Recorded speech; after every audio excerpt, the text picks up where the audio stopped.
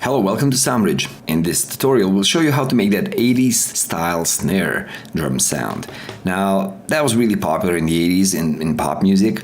Quite often today is used in that synth wave. It's an old school kind of sounding snare drum. Let's jump right into that. So to start off from the beginning, what I do have right here is a drum loop. It's a bit raw, but let's play that first.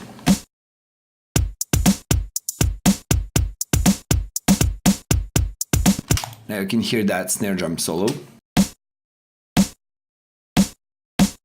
The first thing I'm going to do with that snare drum is add some reverb.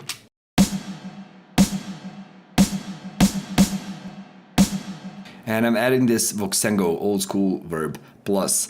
Now, as you can hear, it's quite long, this reverb. It's like 3 seconds of time, has a lot of pre-delay, it's quite loud as well. So we have a lot of reverb mixed in with the dry signal. Now the main point of that gated reverb is adding the reverb and then adding a noise gate after that to stop that reverb from playing after it gets quieter than the threshold we actually set in the noise gate. But before we do that, we can do an optional step of compressing that snare together with that reverb.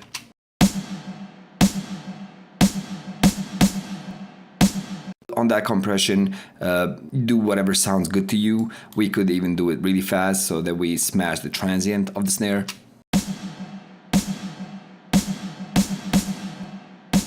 Whatever sounds better to you, depending on the snare you're actually using. But right now, once we have that squashed, so we're actually raising the signal of that reverb, making that reverb stand out even more with that, using that compression. Now, once we did that, for the main part of this is going to be using the noise gate on top of it. Now, right now, if I use the noise gate at like the minimum settings with the threshold, that means that the noise gate is only going to be affecting the signals that are lower than minus 80 dBs, full scale, digital. That means it will not probably be affecting anything. So you hear that tail of that reverb being really long. Now, when I start going up with the threshold, it's going to stop that reverb from playing whenever that tail of the reverb becomes quieter than the threshold. So let's start doing that slowly and see when we have that tail really loud but also short. Yeah? Let's try that.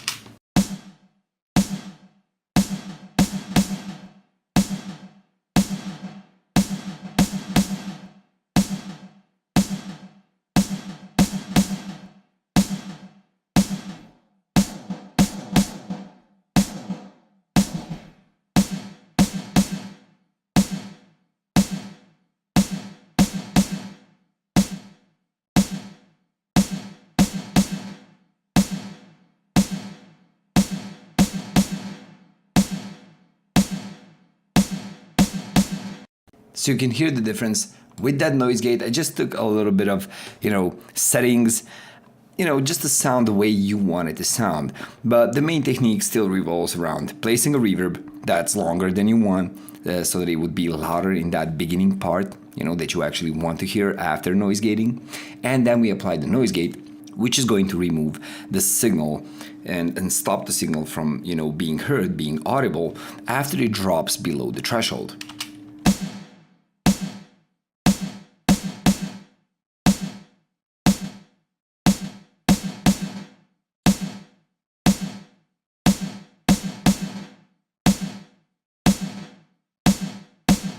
Now you might be wondering, why would you do that? Why would you use the reverb and then the noise gate, and why not just apply that reverb to our snare and then cut it up manually by editing right here? Well, you have to remember it's one of the really popular techniques that you can do, because sometimes you don't want to do that. Maybe you want to do this to a recorded snare from a drum, and you don't want to be cutting up all of those throughout the whole performance of the drummer and doing this.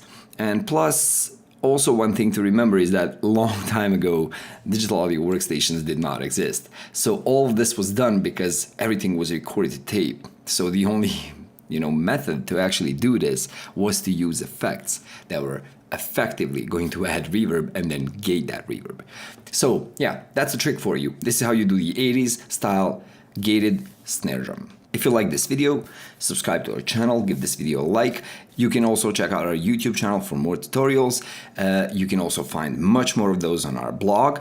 And if you have any questions about this technique or any other that you can see on our YouTube channel or in our blog, feel free to ask those by visiting our forum on soundbridge.io. Have fun!